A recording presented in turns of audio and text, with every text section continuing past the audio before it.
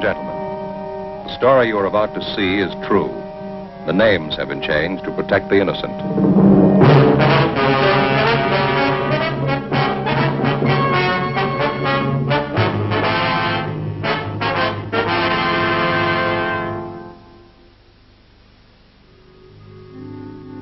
This is the city.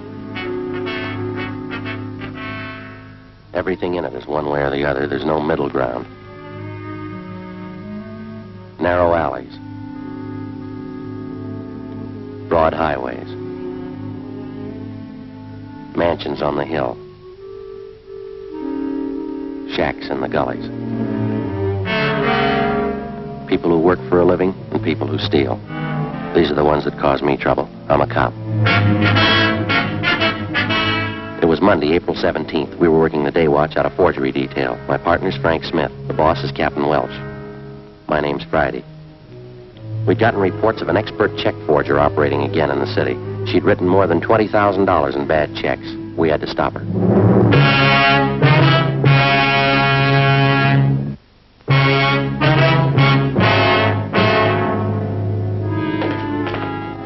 Morning, Joe. Hi, how'd the weekend go? Oh, pretty slow. Stayed home, did some gardening. How about that new lawn you put in? How's it doing? Well, there's only one solution. If we want to garden, we're going to have to move. Well, why? What's the matter now? Same old thing. Gophers? Happens every year. I don't know why I try anymore. It's just a waste of good grass seed. Joe, Frank, Yeah, Ferguson. Cap wants to see us. Okay. What's up, Fergie? You ain't gonna like it. What's that? Skipper will brief us. Morning, Skipper. Hi. You two finished up on the Meyer case yesterday, that right? Yeah, it's all washed up. We're clear. Good. Then you can start on this one right away. You work with Besser and Ferguson here. Well, what is it, Captain? The grandma case. I had a hunch, Joe. What have we done to deserve this? There's nothing any of us have done. It's what we haven't done. I want her stopped once and for all. We any closer to her than we have been, Fergie? Just about the same, Joe. That's the reason I'm putting two more of you on it. How well do you know this case? Well, just what we've heard around the office. Frank? Same here. I could stand some briefing. Ferguson? Colonel, you must have heard how she operates 3 months out of the year, April, October, and December. That's all. She's never been known to change the schedule? Not as far as I know. She's been doing it the same for 9 years. All the phony checks she cashes are personal checks. That's right. She never writes them less than $2, never more than 100. 9 years. She been going that long? 9.5. It'll be an even 10 this October. You want to check them out on the totals, Ferguson? Yeah, up to and including the first of the month, she's cashed 1,273 checks. The total is a little over $22,000. Anything special about the way she writes the checks? Nothing but the signatures. There's an alias list on it that'll knock your eye out. More than 200 different names. Her description's still the same. About 50 years old, kind of plump, nice face. A few minor changes. Last year, she had gray hair, dressed very plain. This year, she dyed her hair black, dresses a little more expensively. 9 years. That's a long streak of luck for any paper hanger. That's just it. This old gal's not just an ordinary paper hanger. She's no amateur, now don't get me wrong. But she doesn't operate like any check forger I've ever known. She contradicts part of her M.O., part of it she doesn't. She takes chances an ordinary paper hanger would never take, and she gets away with them. Take a look at just one of these exhibits. 28 checks passed on the same chain of grocery store, same company. Pass them all in 1 month? Nope, that's just the point. 2 years ago, she passed 14 of them, spread them out over a period of a month. Last year, she passed another batch of 14, all within 3 days. 1 year, she used a different name on each check. On this batch, she used the same name. Well, does she have identification when she passes these checks? Always. Phony driver's license, social security cards, it works. Then she's got that sweet grandmother smile of hers. Clerks rarely turn her down when she shows up at the check. You can get used to various descriptions on her, too. Give the file a look. Hardly 3 of the check victims can get together on what she looks like exactly. Well, where are they getting stung the most? Downtown or out in the neighborhoods? The neighborhoods. Anywhere from the beach area to the valley. Well, that whole file, Skipper, that's not just her work, is it? Every last bit of it. We can't fit it in a 6-foot shelf. In 9 years, I've had 5 teams of men work this thing. None of them reached her. You and Friday make the 6. Yeah, well, it's April 17th. How's she doing so far this month, Fergie? Cashed $602 in checks we know of since the first of the month. Same general description, same general M.O. No fresh leads? She's been operating 9 years, Joe. Yeah. She's just as good as ever.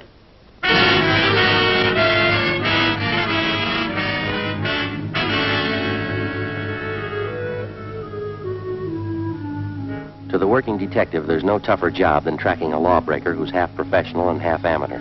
You can expect a criminal who's entirely professional to react generally the same in a given set of circumstances. The same with the amateur. But take the two, the professional and the amateur, and intermingle their possible and probable reactions. You'll likely have a sound reason why and how an elderly woman could victimize merchants with $20,000 in bad checks over a period of 9 years without being caught.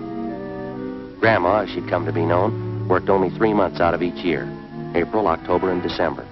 Her apparent fine sense of timing and her knowledge of psychology was far and away superior to that of the ordinary paper hanger. If the file on Grandma was any indication, she apparently had been born to be a successful check forger. After Frank and I spent 3 days on the case with Sergeants Ferguson and Besser, we were almost convinced there was only one way we could reach the suspect. She had to make a mistake. Fergie, how'd you do? Pretty sour. 4 checks in 2 days. What'd you get? 2. Don Myers checked the signatures. They're all hers. Here's our list if you're interested. Meat market out on Pico, $25. Grocery in West Hollywood, $48. 2 department stores downtown, $100 apiece. How they describe the woman? Same old yarn. She was a nice, charming little lady, about 55 or 60. Small, dark hair, graying, dark eyes, nice smile. Clerk told me she reminded him of his mother. Yeah. For one thing, sure, her timing's just as good as it was 9 years ago. The Downtown Merchants Association's screaming again. They're looking for action. Well, fine, so are we. When they stop cashing checks for people they don't know, they'll stop getting hurt. We can't stand behind their counters and run a make on every one of their customers who wants to cash a check. How many publicity campaigns have we run on bad checks? I don't know, but they don't seem to stop Grandma. You talked to the captain today? Yeah, he's looking for action, too. I don't know what we can do unless we get some kind of cooperation from the merchants. Every time the old gal pushes a bum check, it's 3 or 4 days before it gets to the bank, and we hear about it. The trail's pretty cold by then. Joe and I were talking just before you came in, Fergie. We can't expect too much to happen the way we're going. Any ideas? Well, more men and more stakeouts. The captain says he'll buy that. That's about all we can do. Yeah, another 10 days and April will be over. Grandma will be through pushing checks until October again. I don't know, Joe. Her formula's too perfect for me. There's got to be a flaw in it someplace. Yeah, sure. All we got to do is find it. You got out a bulletin on that revised description of her, Fergie? Yeah, all taken care of. Special notices were mailed out to the merchants. I'll get it. Forgery, Smith. Yes, sir. Oh? Yes, sir. We'll be right out. Thanks. Anything? Yeah, a supermarket on North Temple just got hit with 2 checks. Yeah. Clerk says the woman reminded him of his mother.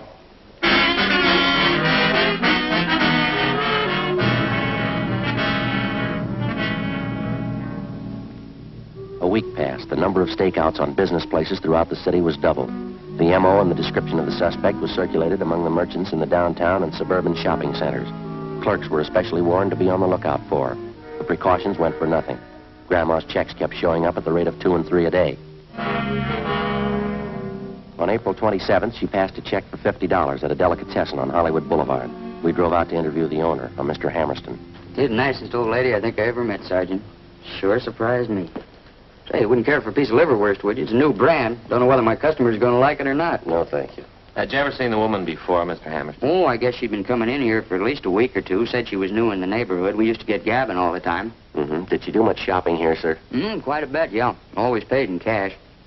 We got to be great friends, you know. Used to talk about the old country, things like that. Well, she said she came from the same town in Finland my folks did.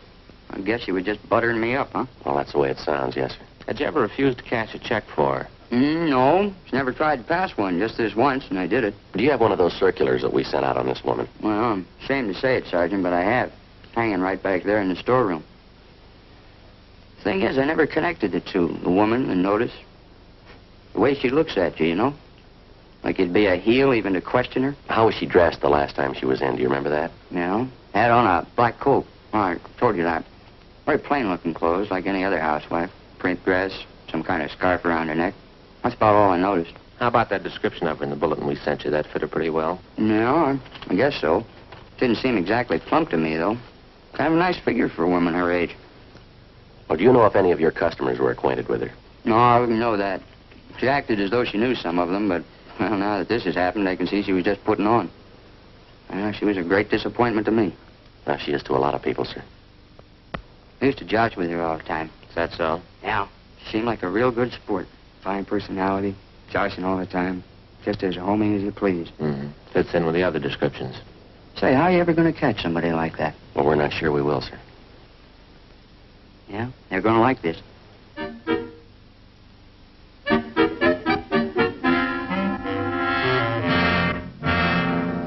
Two days later, on April 30th, right on schedule, the flow of bogus checks in Grandma's handwriting suddenly stopped.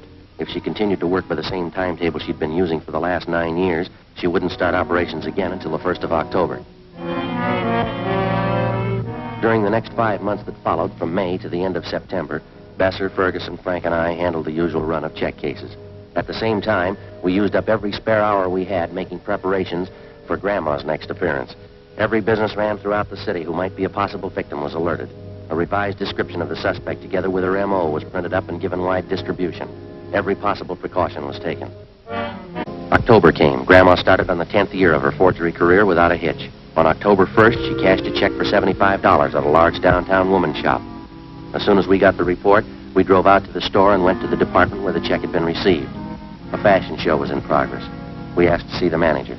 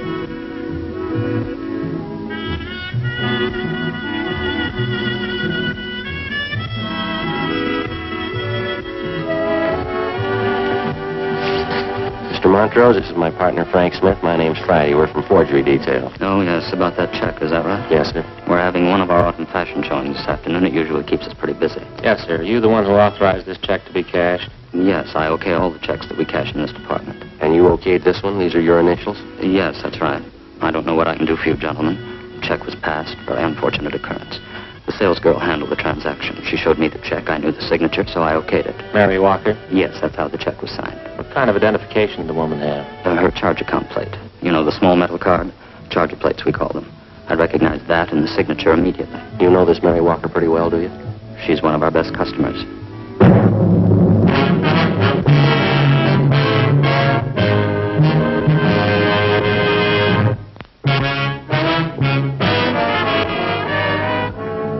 Friday, October 4th, 2 p.m. Before we left the store, we found that another worthless check bearing the signature Mary Walker had been cashed in a different department of the store on the same day as the other forged check.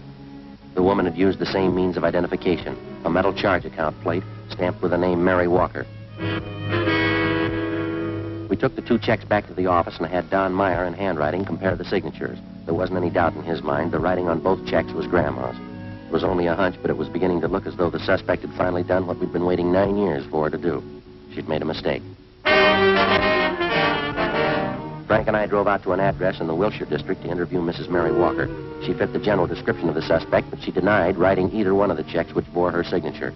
Well, what are the questions, Sergeant? I couldn't have written those checks. I haven't even been in the city for the past 5 days. And these signatures on these checks, Mrs. Walker, they're not yours. Well, it looks like my handwriting, but it's not. I didn't write those checks. They're forgeries. Well, you do have a charge account at the store, don't you, ma'am? Yes, I've had one there for years. Nothing like this ever happened, though. Do you have one of those charge account plates, do you? Well, yes, I did have one. You lent it to someone in your family? No, as a matter of fact, I lost it. I intended to report it to the store, but it slipped my mind. Do you have any idea where and when you might have lost it? Well, I think it was last Sunday night, Sergeant, but I'm not sure. Oh, just a minute. I know someone who would remember. Inez Lambert. She was there, and I'm sure that she'd remember. Who's she, ma'am? She's a girlfriend of mine. She lives in this neighborhood. Hello, Inez. This is Mary Walker. Oh, I'm just fine. You? Good. Say, Inez, what night was it that we went to the Boosters Club meeting? Sunday? Well, that's what I thought. Oh, nothing. Just some silly misunderstanding. Well, all right, Inez. Thanks for remembering for me. Yeah. Bye. It was Sunday night, Sergeant. Inez Lambert and I went to the neighborhood Boosters Club meeting, and I'm sure that that's where I must have lost it. Well, and you think the charge account plate just fell out of your purse, is that it? Either that or it was taken. Why do you say that, ma'am? Well, it's a very serious thing, and I didn't want to mention it. What's that? Well, I left my purse on the chair next to me part of the evening. And when I got home, I thought I was missing a $5 bill out of my change purse. I didn't notice then that the charger plate was gone. Do you remember who was at that meeting, Mrs. Walker? Oh, 40 or 50 people at least. How many women would you say? Oh, a dozen, I suppose. Now, I'm not accusing anyone of robbery, Sergeant. I know that that's a very serious charge to make. Do you know if one of the club officers might have taken a list of those present? Oh, they don't have to. We do the same thing at every meeting. What's that, ma'am? We all sign the attendance book when we leave.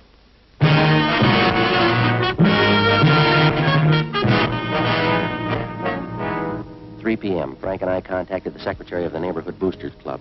He gave us a list of those present at the Sunday night meeting of the club. As Mary Walker had told us, each person present had signed his or her name and address in the attendance book. We took the record downtown with us and had Don Meyer compare each signature on the list with samples of Grandma's handwriting. Number 32 on the list, fellas. That's it. Positive make, Donna? No doubt in my mind. That's Grandma's handwriting. Let me see how she signed it. Mrs. Inez Lambert. We went down the hall to R&I and had them check the name Inez Lambert through the files. She had no criminal record. Together with Bester and Ferguson, Frank and I spent the next day and a half trailing Inez Lambert wherever she went. She fitted the description of the suspect perfectly. We questioned her friends, her neighbors. We dug back into every corner of her life for the past 10 years. The results were pretty amazing. We found that she was highly respected by everyone she knew. She was active in a dozen civic and church organizations. Her reputation was spotless. There was only one hitch. Mrs. Lambert's hobby was charities. By checking back, we found that during the past 10 years, she donated an average of $3,000 annually to various charitable organizations. Her husband's total annual income was $7,000. From her bank, we obtained specimens of Inez Lambert's handwriting. It matched almost perfectly with every signature in the Grandma file. Monday, October 7th, Frank and I called on Mrs. Lambert. She asked us back to the kitchen. You know, Mary Walker was telling me about you. She told me about missing those things from her purse at the meeting. Is that what you want to inquire about? Well, yes, ma'am. We wanted to ask you some other questions besides that. Well, you've sort of caught me at a bad time. I was just getting ready to put some baking in the oven for dinner tonight. Would you mind very much if we talked while I worked? I've got to get this done. No, not at all, ma'am. You go right ahead. Oh, there goes that cream sauce boiling over again. Officers, just take chairs there, would you please? I'll be right with you in just a minute. Oh, thank you, ma'am. You know, this cream sauce is so temperamental, I can't take my eye off of it for a minute. Yes, ma'am. Either of you officers like a nice cup of hot cocoa? It's kind of chilly out today. Well, no, ma'am. We only have a few questions for you. It won't take very long. I see. Well, I'll just get my eggs beaten up here then. It's been crowded here. Would you mind holding that Sure. for me for just half a minute? But anyway, that's fine. Thank you very much. These eggs beaten, you know, we make meringue. You can't make meringue very well without plenty of eggs. Yes, ma'am. What's this going to be? Oh, this is going to be a pinch pie. Did you ever hear of a pinch pie? It's oh, you know, it's a sort of a meringue tart. I'll just beat these up nice and fluffy. Sorry, I'll take it, please. Sergeant, would you mind handing me that cup of sugar right back up here, or some sugar, and I'll put it right in the Yes, cup ma'am. here. There's a cup please. here. Do you This is a whole pack. No, I'll leave the one. It's all right. Thank you very much. Just spoil them. That's enough. Thanks very much. Make it rather nice. There we are. Beat these all up nice and fluffy.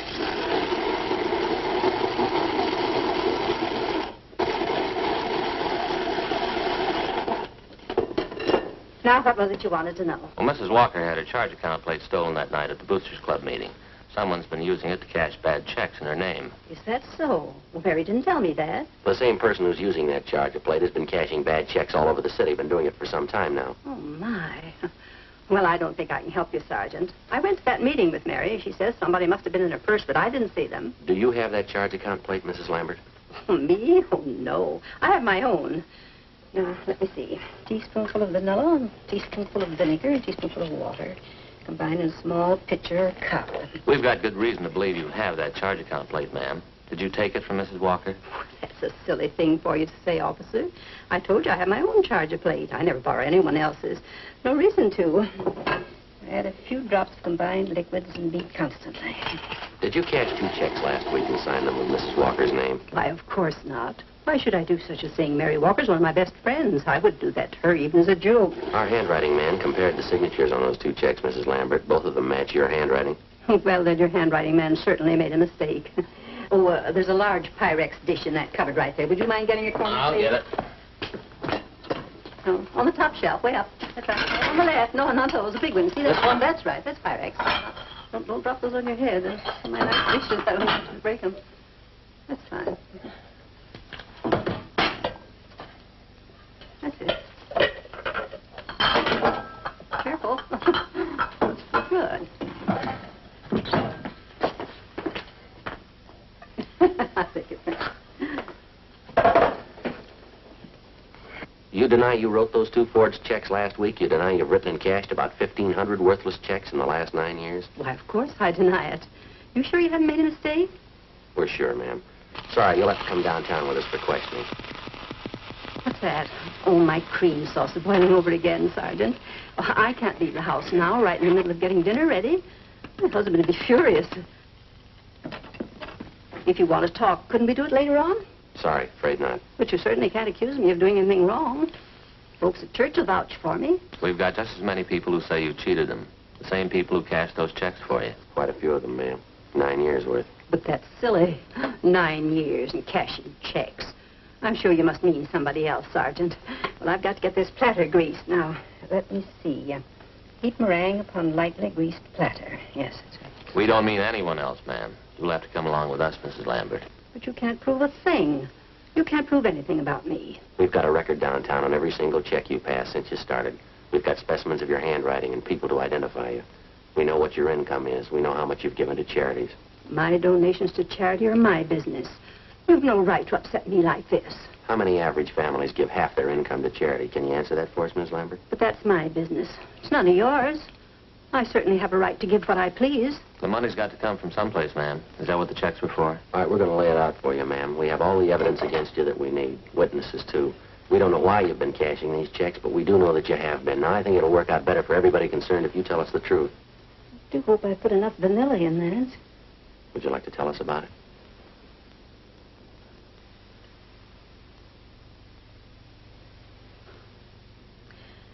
I never thought about anyone finding out, I guess. I guess I should have expected it, shouldn't I? Yes, ma'am. It'll be terrible, I know. He'll never understand. Who's that? Albert, my husband. He'll never understand. Would either of you like a cup of coffee? No, thank you, ma'am. The money wasn't for me, you know. Not $1 of it. I can prove that for you. Yes, ma'am. It was all for charity. There were so many of them. Orphanages and old people's homes and the Christmas Poor Fund and then the overseas relief charities. Well, they all needed money. Somebody has to take care of them. Your husband didn't know anything about this for 10 years, ma'am? Nothing at all. They were my charities. I had to have money for them. I took the money from people who had it and gave it to those who didn't. What do you think, Sergeant? What's that? Was I wrong? Do you think the good Lord will say I was wrong? Well, I wouldn't know, ma'am. I only wanted to help the poor. He did. He came to help the poor. Well, there's a big difference, ma'am. Yes? He didn't use a checkbook.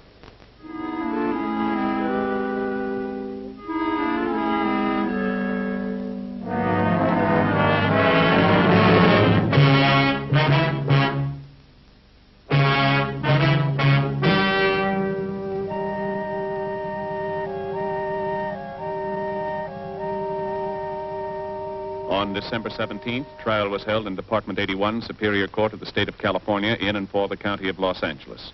In a moment, the results of that trial.